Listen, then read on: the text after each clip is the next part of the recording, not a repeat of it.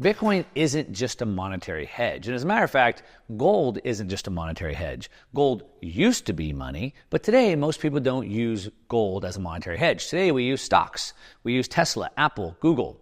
We use real estate, duplexes, triplexes, multifamily properties. We use fine art. We use collectibles. We use lots of things to store our wealth, not gold. Most people don't buy gold anymore. Some people do, some of the gold bugs. Most of the central banks are buying gold in a large mass to protect their savings against this debasement, but most people aren't. And so it's not really being used the way it used to be used before. So when we look at Bitcoin, Bitcoin isn't just competing against gold. Bitcoin isn't competing as a new technology. It's not competing as a new payment network. It's not competing against any of those things.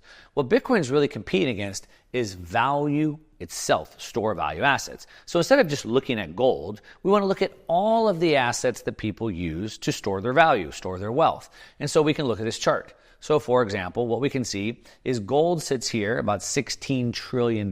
So people use gold, so it's worth about 16 trillion. Some people use art. Art's actually 18 trillion, bigger.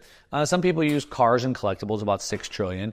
Equities, 115 trillion. Real estate is the biggest, 330 trillion.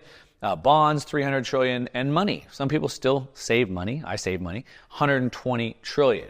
So what we do is go, Bitcoin isn't just competing against gold. Bitcoin is competing against all of these assets that people use to store their wealth. So if we go, well, 900 trillion in store value assets, if Bitcoin could capture just 5% of that, well, that would be 45 trillion. That'd be a 45 times return from where we are today, which would put Bitcoin at between $2 to $3 million per Bitcoin, which sounds insane. I know, I get it, right?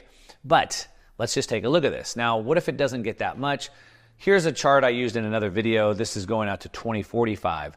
But if Bitcoin could capture 2% of those assets, puts it at a $3 million valuation. If it captures 7%, it could put up to $13 million valuation at 7%.